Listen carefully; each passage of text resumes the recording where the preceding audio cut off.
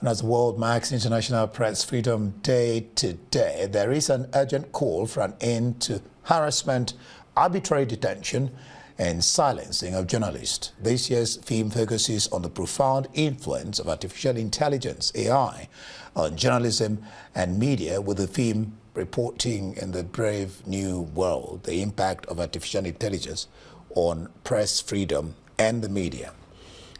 Akoko Foundation, a media advocacy and training organization, has admonished governments and law enforcement agencies to uphold their obligations under international law to protect journalists, ensure due process, and prosecute those who target them. The foundation says journalists continue to be targeted simply for doing their jobs, from unlawful arrest to intimidation, smear campaigns, and restrictions on access to public information.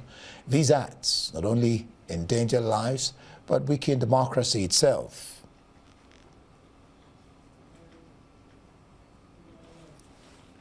Well, and joining us on the news to discuss this year's theme of reporting in a brave new world, the impact of artificial intelligence on press freedom and the media, is Christopher Isiguzo, President of the Congress of African Journalists. Glad to have you join us on Newsnight. Thank you.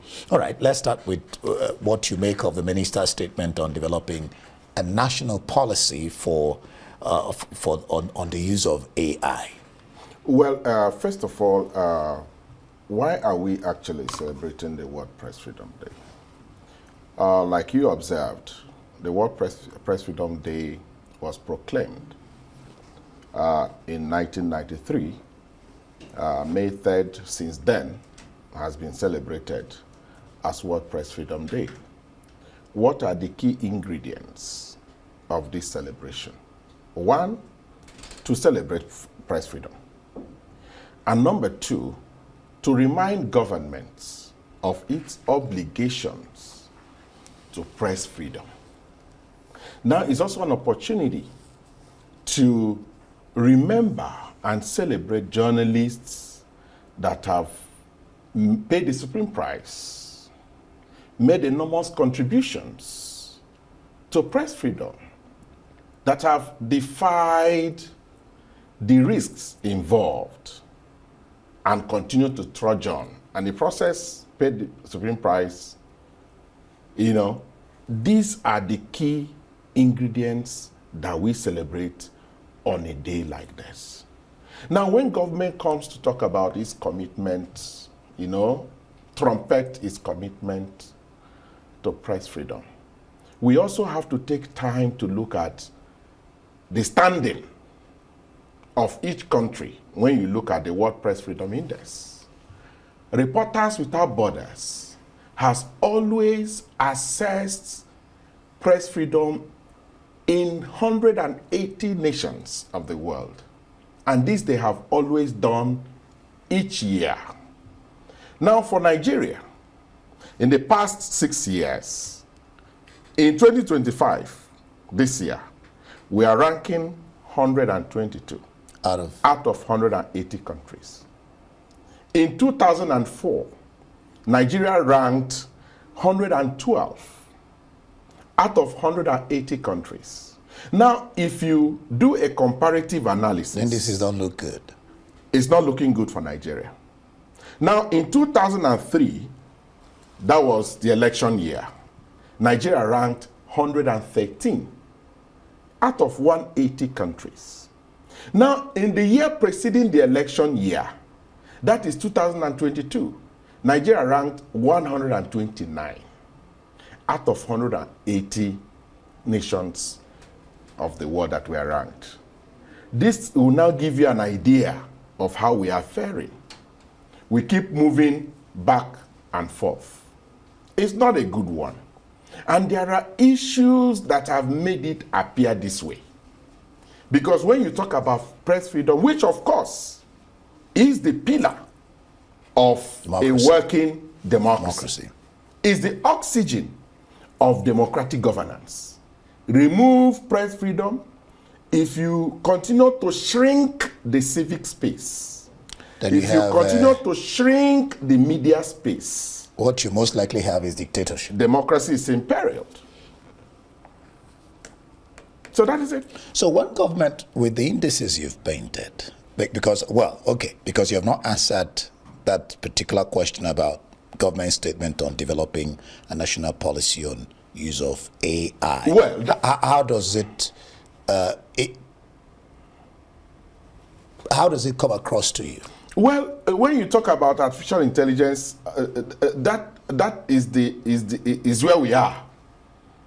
As you are very much aware, I just came back from China, and the major focus of our 2-week training that we went through was actually on artificial intelligence. You know, it equally has its own drawbacks. Now we are talking about automated news reporting. We are talking about AI news anchors. We already have them in China and some other parts of the world. Now, doesn't that remove the real essence of reporting, because it talks about reporting and journalism. It talks about reporting in a brave world, the challenges a reporter has faced. I mean,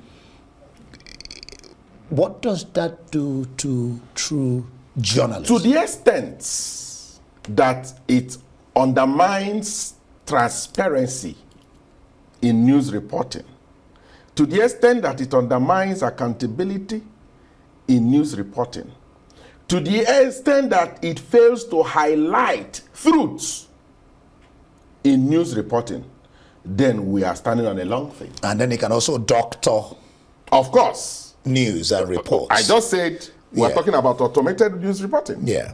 All right. Reporting, let me just take you upon two things before we let you go. Reporting in a brave world. I have always wondered, where does insurance come in when reporters are carrying out their responsibilities? Because you talked about those who have lost their lives, paid the ultimate sacrifice. Isn't there a need for that? And then what about Freedom of Information Act, especially in the case of Nigeria? Is it working? Now, I'm happy you've talked about the issue of insurance. It's one of the, I told you there are obstacles to press freedom. Obstacles to press freedom. And you just identified one, the issue of insurance. How many journalists, for instance, in our country, that we have today that enjoy insurance cover? We have the issue of legal framework. We have so many laws today that, to a very large extent, undermine press freedom. You have the Cybercrime Act. Even though the National Assembly tried to tinker with it to adjust it, but as we speak, we still see so many journalists that are prosecuted on the basis of cyber stalking and all that. That is making use of the Cybercrime Prevention Act of 2015. We are still talking about the Penal Code, which still sees defamation as a crime. We are still having such issues, you know. Now, beyond the issue of legal framework, we look at it from the economic context. As we speak, how many media houses are able to pay salaries of workers? And when this is not done, what you see is that you expose journalists to vulnerability. They become vulnerable and susceptible to corrupt tendencies. There's a pity we couldn't take the issue of the FOIA. We'll stop it here. Thank you so much for doing justice to this particular topic. Christopher Isiguzo, President of the Congress of African Journalists. Thank you for being here. My pleasure.